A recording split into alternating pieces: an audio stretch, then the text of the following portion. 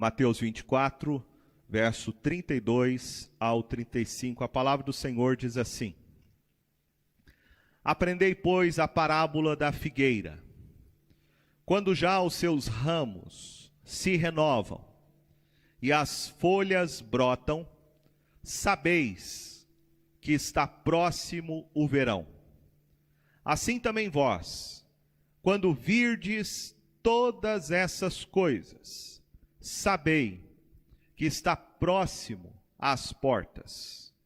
Em verdade vos digo que não passará esta geração sem que tudo isto aconteça.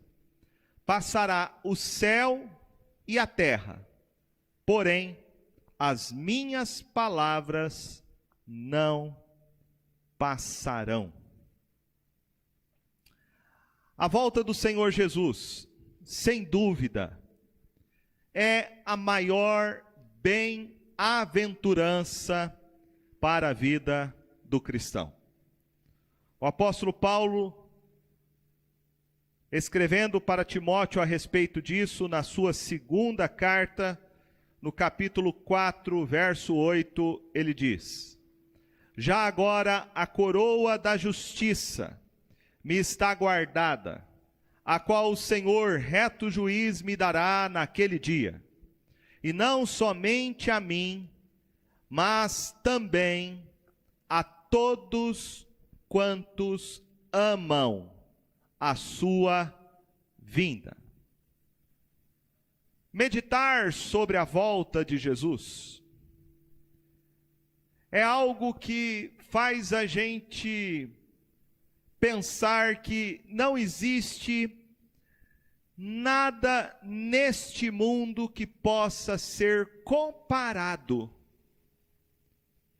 à certeza que temos pela fé na palavra de Deus, daquilo que eu e você um dia vamos desfrutar na glória com o nosso Salvador. A volta de Jesus será a libertação do povo de Deus. A volta de Jesus será a consumação e a restauração de todas as coisas.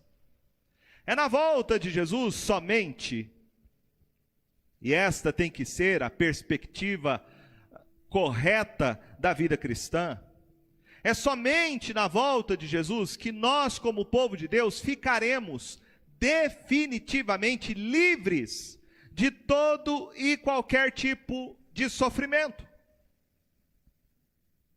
Nós seremos transformados num abrir e fechar de olhos. Nós vamos, na volta de Jesus, segundo a Escritura, nós vamos ter um corpo que é incorruptível. Um corpo que não estará mais sujeito às fraquezas. Um corpo que não estará mais sujeito às doenças. Um corpo que será imortal. Na volta de Jesus, nós vamos desfrutar não somente de um novo corpo, um corpo que jamais vai morrer, como nós vamos habitar em novos céus e nova terra. O povo de Deus vive neste mundo de forma que precisamos ter consciência que somos peregrinos e estrangeiros. Nós devemos ter uma perspectiva correta de que estamos caminhando a cada dia, cada vez mais próximo desta volta gloriosa do nosso Salvador Jesus. Entre as muitas passagens da Escritura que vão descrever a volta do Senhor, nós encontramos aqui em Mateus 24 o ensino de Jesus acerca da figueira. Esta parábola contada pelo nosso Senhor, foi contada após ele ter feito um dos sermões mais escatológicos que ele proferiu durante o seu ministério terreno, conhecido como seu sermão profético, onde ele vai descrever para os seus discípulos quais são os eventos que antecedem a sua volta gloriosa. Portanto, o seu ensino acerca da parábola da figueira está relacionado à pergunta que os discípulos fizeram. No verso de número 3, eles perguntaram: dize-nos, quando sucederão estas coisas? E que sinal haverá da tua vinda e da consumação do século? Veja que a pergunta dos discípulos são referente a duas situações. Eles perguntam sobre a consumação dos séculos e sobre a volta de Jesus. Jesus, então, nesta parábola que ele conta sobre a figueira, ele nos ensina algumas lições que são simples, porém extremamente práticas. Lições que ele nos ensina sobre como nós devemos nos prepararmos para a sua volta. Qual deve ser a nossa postura que devemos ter diante dos eventos que antecedem o seu retorno glorioso? Primeira coisa que Jesus faz nesta parábola é então uma comparação. Jesus faz uma comparação da figueira a respeito do processo de frutificação que ela tem com a sua volta. Veja o que ele diz no verso 32. Aprendei, pois, a parábola da figueira. Jesus sempre usou essa técnica que é chamada de parábola. Você contar uma lição espiritual através de uma analogia, usando uma ilustração. Quando Jesus contava através de parábolas os seus ensinos, ele tinha um duplo propósito ao fazer isso. Quando a parábola não era autoexplicativa e as pessoas não compreendiam o seu propósito, Jesus contava a parábola exatamente para que as pessoas ouvissem e não compreendessem. Era para ocultar o significado da lição espiritual que estava por detrás daquela parábola. Mas quando Jesus explica o significado da parábola, ele quer explicar para que os seus discípulos compreendam qual é a lição que está por detrás daquela parábola. Ele faz isso, por exemplo, quando ele conta a parábola do semeador, em Mateus capítulo 13. No verso de número 10, após contar a parábola, os seus discípulos se aproximaram e perguntaram: por que lhes falas por parábolas? Veja a resposta de Jesus explicando esse duplo propósito. Primeiro ele diz, verso 11: porque a vós outros é dado conhecer os mistérios do reino dos céus, mas àqueles não lhes é isso concedido. Então veja que ele contava as parábolas com este duplo significado. De um lado ele contava para que os religiosos, os incrédulos e obstinados de coração não compreendessem o significado da parábola. Por outro lado, ele contava para explicar para os seus discípulos o seu significado. Ele diz no verso de número 16: bem-aventurado, porém, os vossos olhos, porque veem, e os vossos ouvidos, porque ouvem. O Senhor Jesus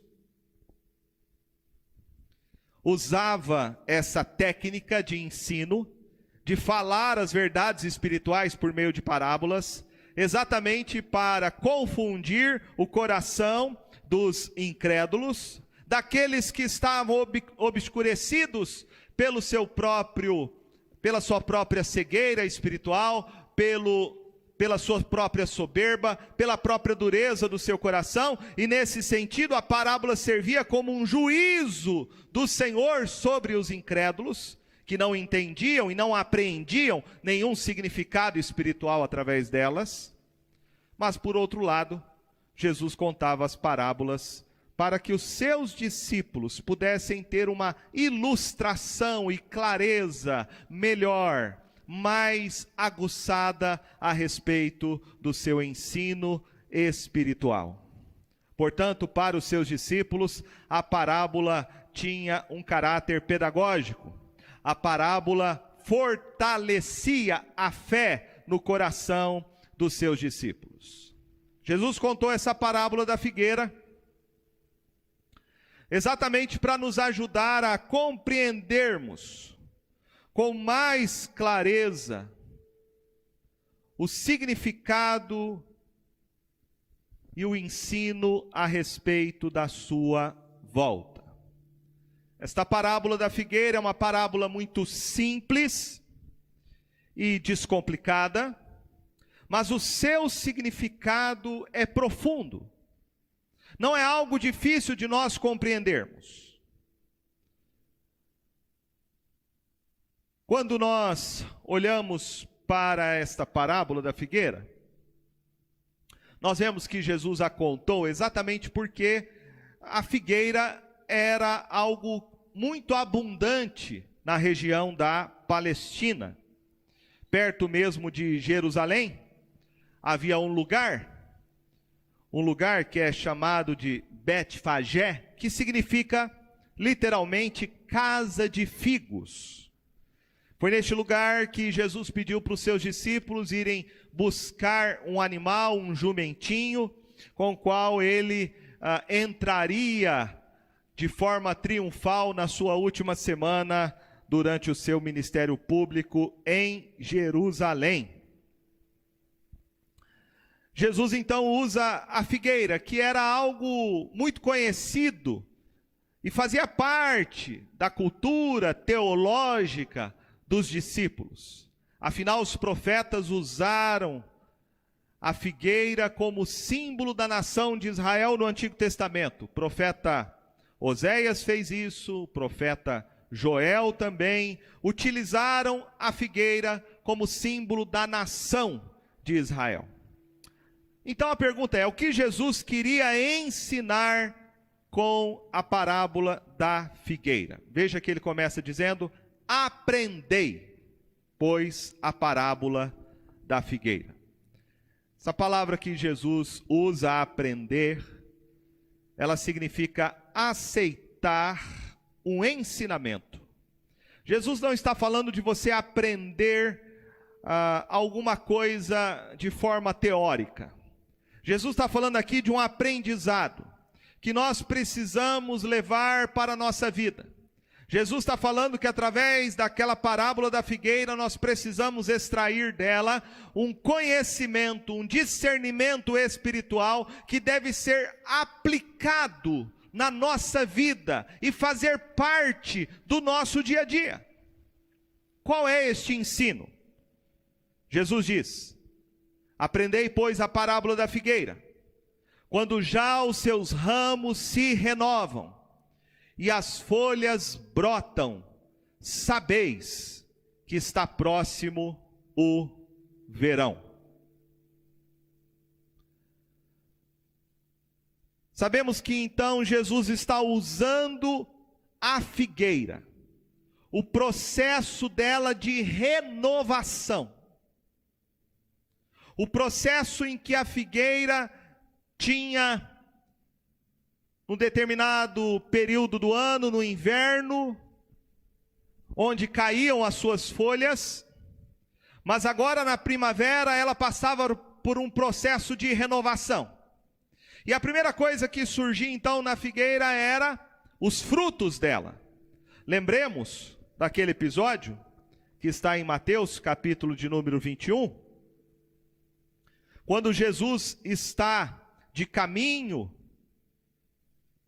entre Jerusalém, e o texto fala que ele está indo pernoitar em Betânia, e quando saiu dali daquela cidade, rumo para Jerusalém, de manhã cedo ele teve fome. E o texto fala que ele viu uma figueira à beira do caminho, aproximou-se dela, e não tendo achado senão folhas, disse: nunca mais nasça fruto de ti. A figueira secou imediatamente. Então veja que Jesus se aproximou da figueira porque ela tinha folhas. Isso significa que se ela tinha folhas, ela deveria ter frutos. Porque a primeira coisa que nasce numa figueira são seus frutos, depois as suas folhas. Jesus então está usando exatamente esse processo da figueira, de renovação, de frutos, que aparecem logo depois da folhagem, para mostrar que a figueira pré-anunciava o verão que estava por vir. Ela frutificava na primavera começava a surgir as suas folhas, e quando então você olhasse para uma figueira e visse que ela já tinha folhas, você saberia que o verão está próximo, que o verão está às portas. Jesus usa exatamente a figueira como uma ilustração a respeito do ensino dele para os seus discípulos sobre a sua volta. Quando olhamos para o ensino de Mateus, nós vamos ver que Mateus quer mostrar que este processo de renovação da figueira aponta para algo que a palavra de Deus vai nos mostrar, que é a volta de Jesus, que será uma grande colheita. A figueira que produz fruto é esta ilustração que representa no Evangelho de Mateus o tempo do fim que se aproxima para a grande colheita. O Senhor Jesus voltará quando o fruto estiver maduro para ser colhido. A volta de Cristo Jesus é comparado na Escritura como sendo um tempo de colheita, em que Ele vai separar o ímpio do crente, o salvo daquele que não é salvo, a igreja do mundo. Veja que é essa linguagem usada por Mateus aqui. Ele vai dizer, no capítulo 3, no verso de número 12, ele deixa registrado as palavras de João Batista, mostrando exatamente isso, que o tempo de juízo é um tempo de colheita. Veja o que diz o texto, Mateus 3, verso de número 12. A sua pá ele a tem na mão, e limpará completamente a sua eira, recolherá o seu trigo no celeiro, mas queimará a palha em fogo inextinguível. Também você vai encontrar Jesus em Mateus 13, verso de número 30. O Senhor Jesus falando a parábola do joio. E ele diz: deixai-o crescer juntos até a colheita.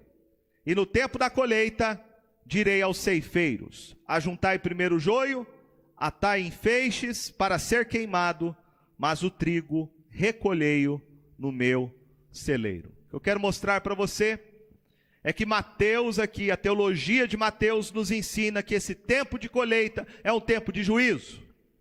O tempo de colheita é um tempo de separação.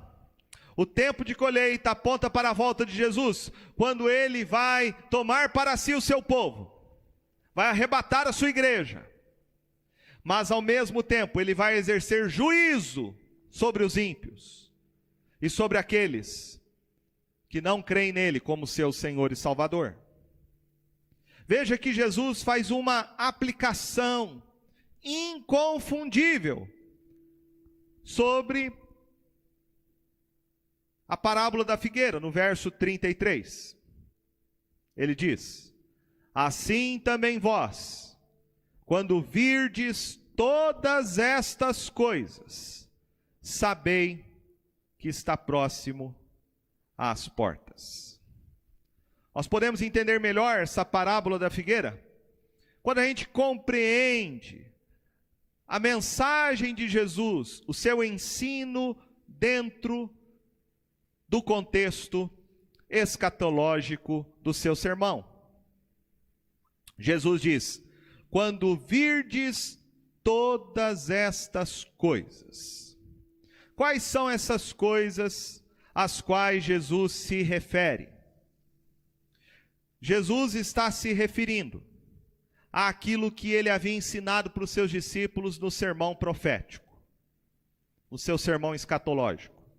Ele fala a respeito das dores de parto, que ele vai descrever do verso 4 ao verso de número 14. Depois ele fala sobre a abominação da desolação, que ele diz no verso de número 15. Depois do verso 16 ao verso de número 28, ele fala sobre a perseguição da igreja. E no verso 29, ele fala sobre uma convulsão catastrófica que vai acontecer nos elementos naturais, no sol e na lua e nas estrelas. Então Jesus está se referindo a estas coisas que vão acontecer como sinais antes da sua volta. Eu gosto muito da sistematização que é feita por um teólogo bem conhecido, pastor R.C. Sproul, onde ele sistematiza esses sinais do sermão escatológico de Jesus, fazendo algumas divisões que são interessantes. Eu não vou entrar em detalhes, mas ele descreve esses sinais da seguinte forma. Primeiro ele fala que há sinais aqui no sermão de Jesus que são sinais da graça de Deus. E o sinal da graça de Deus é a pregação do Evangelho. O Evangelho ser pregado por todo o mundo como testemunha a todas as nações. Ele fala também que há um outro sinal, além do sinal da graça, o sinal de oposição a Deus. Esse sinal de oposição a Deus, falado por Jesus no sermão escatológico, diz respeito à tribulação, à apostasia e ao surgimento do anticristo. E por fim, os sinais de julgamento. Os sinais de julgamento se referem às guerras, aos terremotos, à fome, e na lista de Lucas capítulo 21, verso 11, Lucas vai incluir também a pestilência. Então esses sinais são eventos recorrentes que acontecem na história. Eles vão se intensificando à medida que se aproxima a volta de Jesus. Por isso Jesus diz para os seus discípulos: quando virdes todas essas coisas, quando vocês verem que esses sinais estão acontecendo e cada vez mais se intensificando, saibam que esses sinais são como as folhas que brotam na figueira. As folhas que brotam na figueira que estão pré-anunciando a chegada, a entrada do verão. Assim também, Quando vocês virem esses sinais acontecendo, saibam que está próximo, às portas. Jesus está falando, quando você olha para esses sinais, você precisa discernir as coisas, você precisa entender o que eles representam. Eles estão apontando a minha volta. Eles não estão marcando a minha volta. Eles não estão apontando o dia da minha volta. Eles não apontam a hora da minha volta. Mas eles estão pré-anunciando a minha volta. Assim como a figueira, que pré-anuncia a chegada do verão. Os sinais pré-anunciam a minha volta. São os passos do rei que nós estamos ouvindo com antecedência. O rei está chegando, o rei está voltando, o rei está à porta. Então o florescimento da figueira, o surgimento das suas folhas, são os sinais que pré-anunciam a volta de Jesus. Não é a volta em si, mas é a confirmação e a proclamação da sua volta. Por isso o Senhor diz no verso 34, em verdade vos digo, que não passará esta geração sem que tudo isto aconteça.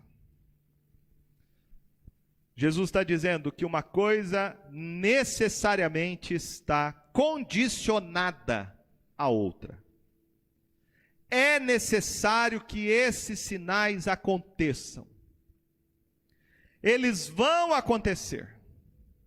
Eles devem acontecer. Porque se eles não acontecerem, Jesus não vai voltar.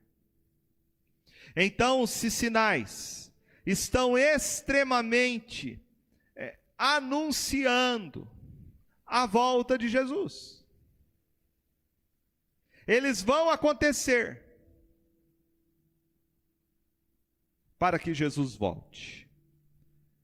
Aqui nós temos uma questão que é muito discutida, que é essa expressão que Jesus usa no verso de número 34, quando ele fala que não passará esta geração sem que tudo isso aconteça. A pergunta é: a qual geração Jesus está fazendo referência? Alguns vão entender isso no sentido passado, vão achar que Jesus estava falando para os judeus da sua época, para os seus discípulos. E há alguns que tentam relacionar isso com a invasão romana que aconteceu através do general Tito no ano 70, onde cerca de 1.000 judeus foram mortos e cerca de 97.000 foram escravizados. Mas quando Jesus usa essa expressão, ele não está se referindo à geração daquela época, mas à geração de pessoas que estiverem presentes na sua volta. É esta a correta interpretação. A geração referida por Jesus é a geração que vai vivenciar os últimos dias e a intensificação desses sinais descritos por Jesus em Mateus 24, que apontam a sua eminente volta. Veja que isso está relacionado à pergunta dos próprios discípulos. Eles perguntaram: dize-nos quando sucederão essas coisas, e que sinal haverá da tua vinda e da consumação do século. Portanto, essa geração referida por Jesus, nada mais é a geração de pessoas que estiverem vivas antes da sua volta. e da consumação dos séculos. Porém, nós temos aqui uma questão que é levantada também. Essa geração se refere a quais pessoas? Quem é este povo que Jesus está aqui se referindo, que vai viver antes da consumação do século, antes da sua volta? E aqui nós temos duas posições, que são posições divergentes, dependendo da sua linha escatológica, da sua linha de interpretação. Há aqueles que são pré-tribulacionistas. Aquele que é um pré-tribulacionista defende a ideia de que a igreja não vai passar pela tribulação. Portanto, esta geração não se refere à igreja, não se refere aos cristãos, mas Jesus estaria fazendo referência aos judeus e gentios incrédulos, já que na visão pré-tribulacionista, Jesus vem de maneira secreta, arrebata a igreja, e depois ele volta de maneira visível para julgar os ímpios que ficaram. Porém, nós temos uma outra linha escatológica, que são os pós-tribulacionistas. Os pós-tribulacionistas entendem que Jesus voltará após a tribulação. Portanto, a igreja passará pela tribulação. A igreja sofrerá perseguição. E eu acredito, sinceramente, que este ensino pós-tribulacionista, ele está mais coerente com o ensino da Escritura. Eu não vejo razão de Jesus, por exemplo, ensinar a parábola da figueira, se não houvesse a necessidade da igreja passar pela tribulação, que é um dos sinais mencionados por Jesus em Mateus 24. O apóstolo Paulo vai mostrar para nós que o arrebatamento da igreja acontece após a grande tribulação. Ele diz isso em 2 Tessalonicenses, capítulo de número 2, verso de número 1 ao verso de número 3. Ele diz assim: irmãos, no que diz respeito à vinda de nosso Senhor Jesus Cristo e à nossa reunião com Ele, nós vos exortamos a que não vos demovais da vossa mente com facilidade, nem vos perturbeis, quer por espírito, quer por palavra, quer por epístola, como se procedesse de nós, supondo tenha chegado o dia do Senhor. Ninguém de nenhum modo vos engane, porque isto não acontecerá sem que primeiro venha a apostasia e seja revelado o homem da iniquidade, o filho da perdição. Então veja que Paulo diz que primeiro vai acontecer a apostasia, depois vai surgir o homem da iniquidade, e somente depois é que o Senhor Jesus vai voltar e nós vamos nos reunir com Ele.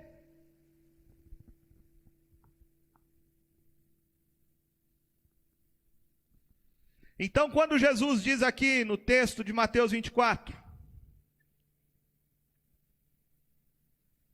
sobre esta geração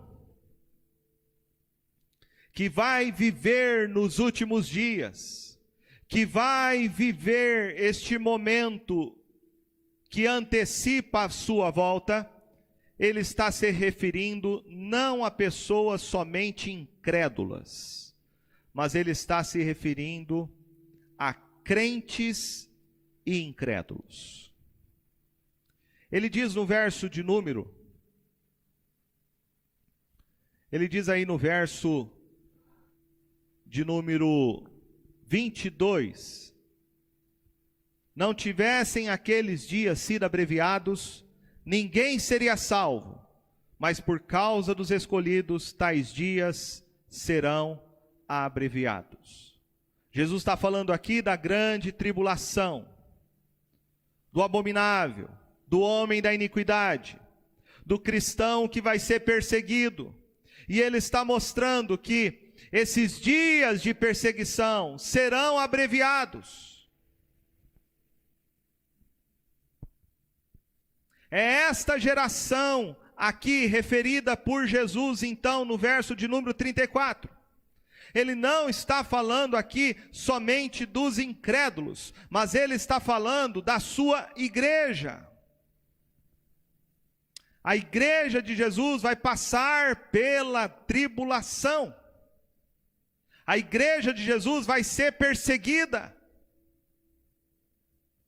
E quando a igreja de Jesus passar pela tribulação, e todos esses eventos e sinais acontecerem, se intensificarem, saibam de uma coisa: Jesus está às portas. Veja que Jesus diz logo no verso seguinte, que isto é absolutamente confiável.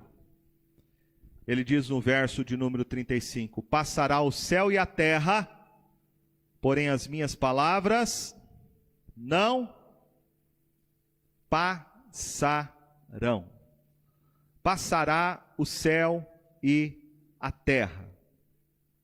Lá em 2 Pedro capítulo 3, verso 10, diz: virá entretanto como ladrão o dia do Senhor, no qual os céus passarão com estripidoso estrondo, e os elementos se desfarão abrasados, também a terra e as obras que nela existem serão atingidas.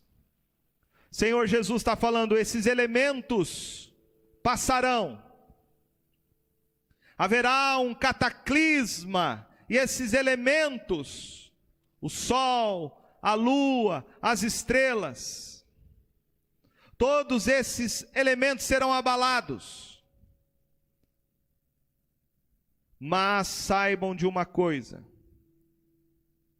a minha palavra não passará. Os céus que existem hoje serão, e a terra, renovados na volta de Jesus. Eles não serão como eles hoje são. Eles serão restaurados, e a criação será liberta do cativeiro em que ela foi colocada pelo pecado do homem. Mas nós temos uma certeza, e é essa analogia que Jesus está fazendo: céus e terra passarão, deixarão de ser como eles são, mas a minha palavra jamais passará. A minha palavra não muda. A minha palavra é a mesma. A minha palavra vai se cumprir. A minha palavra é confiável. Portanto, eu quero terminar fazendo 3 aplicações desse texto para nós.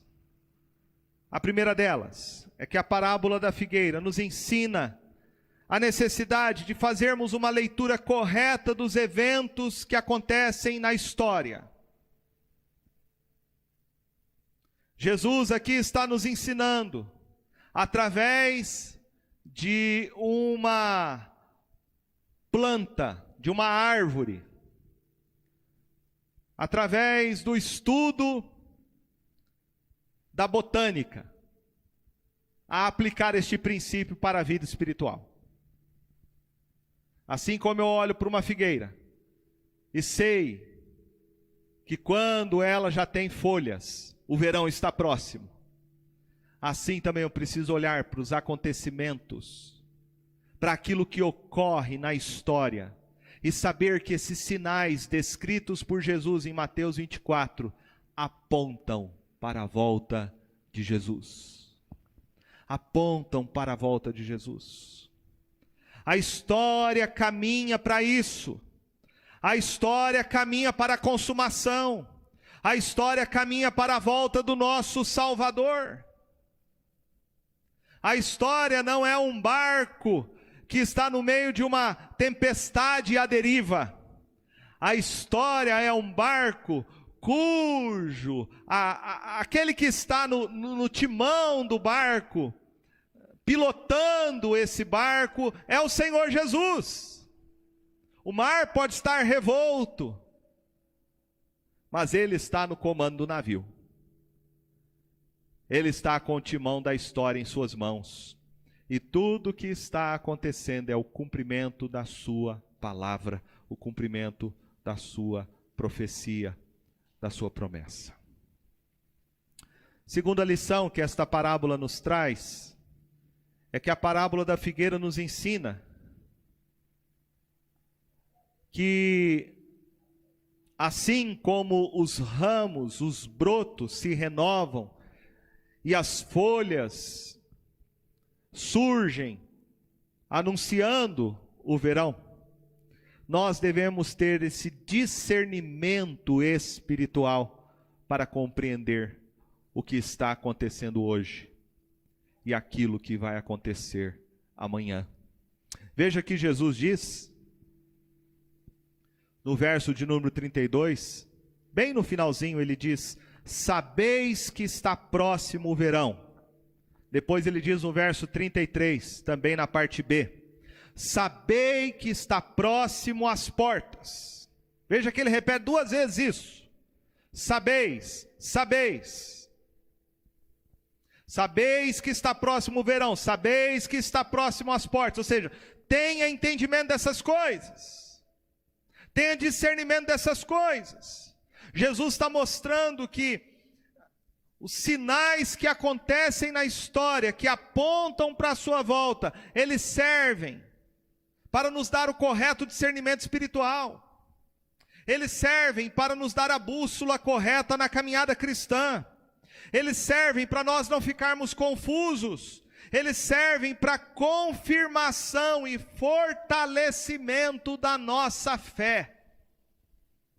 Cada vez que eu e você olharmos para a história e ver esses sinais acontecendo, eles estão reforçando o ensino de Jesus, a sua palavra, a sua promessa, de que isso está se cumprindo em confirmação do que ele havia prometido e profetizado, e isso fortalece a nossa fé em Cristo, de aguardar a sua volta.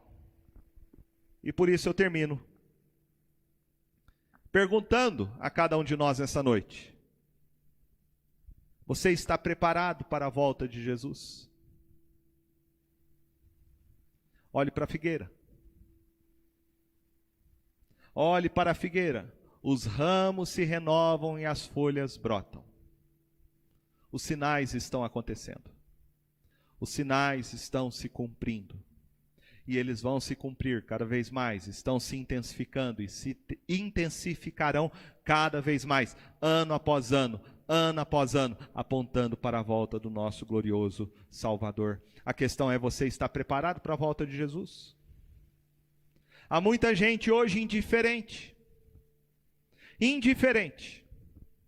E Jesus disse que isto era uma característica lá nos dias de Noé, essa indiferença espiritual. Veja que ele diz no verso 37 e 38. Pois assim como foi nos dias de Noé, também será a vinda do Filho do Homem. Porquanto assim como nos dias anteriores ao dilúvio, comiam e bebiam, casavam e davam-se em casamento, até o dia em que Noé entrou na arca. E não perceberam, senão quando veio o dilúvio e os levou a todos. Assim será também a vinda do Filho do Homem. Indiferença espiritual. Há muita gente vivendo assim, como nos dias de Noé, sem se importar com esses eventos que estão acontecendo na história, sem olhar para essa pandemia e falar: isso é cumprimento do que Jesus disse. Ele está às portas. Ele vai voltar. As pessoas muitas vezes olham para esses acontecimentos e acham que essas coisas acontecem por causas naturais, por questões políticas. Por questões econômicas? Não. Esses são sinais proféticos que apontam para a volta de Jesus. Se prepare. Não durma o sono da indiferença espiritual. Não deixe com que os prazeres deste mundo obscureçam o seu entendimento e discernimento. Prepare-se para a volta de Jesus. Prepare-se para a volta de Jesus. O Senhor Jesus disse no verso de número 13: aquele, porém, que perseverar até o fim, este será salvo. Perseverar até o fim, até a consumação dos séculos. Estar sempre pronto, estar preparado. Servir a Cristo, sabendo que Ele está voltando. Prepare-se. Que o Senhor Jesus nos abençoe. Que Ele nos fortaleça para nós estarmos vigilantes, estarmos preparados, com os pés levantados, aguardando a sua volta. Amém?